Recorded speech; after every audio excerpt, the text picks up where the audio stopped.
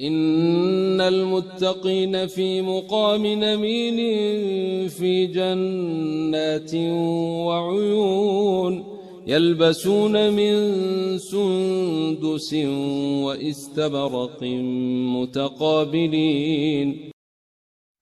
Allah subhanahu wa ta'ala says, those who believe in Allah and who are sincere in that belief, no one can rival or match the love that they have for Allah Azza wa Jal. And the Sahaba radiyallahu anhum were a supreme example of that. Now, as I said, we all love, and we all love for different reasons, and because of that love we make great sacrifices. We may not immediately accept this, but even imagine a person sometimes, in the name of love or out of a claim of love, a person even sacrifices one's whole family.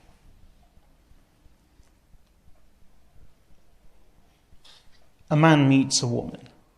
Hitherto they were total strangers. No blood relationship. They don't belong to the same family. In fact, they were completely unknown to each other, total strangers.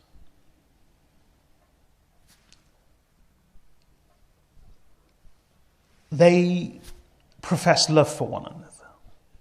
Maybe it's true, maybe it isn't. Maybe they are deluded, maybe it's genuine. But in that love, both of them are willing to abandon their families and their backgrounds and almost everything that they were associated with till today. There have been kings who have willingly, when faced with a choice, abdicated the throne. Because the law, the constitution, or the climate didn't permit them to ascend the throne whilst being married to a particular woman. They had to make a choice, renounce their love or renounce their throne.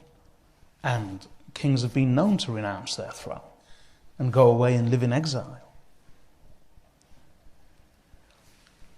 Allah and His Rasul sallallahu alayhi wa sallam have taught us that the greatest love that a person can have, should have, is for Allah subhanahu wa ta'ala. And once a person loves someone or something, they love those things and people who are associated with that beloved of theirs. And if someone loves Allah subhanahu wa ta'ala, they will love those that Allah loves.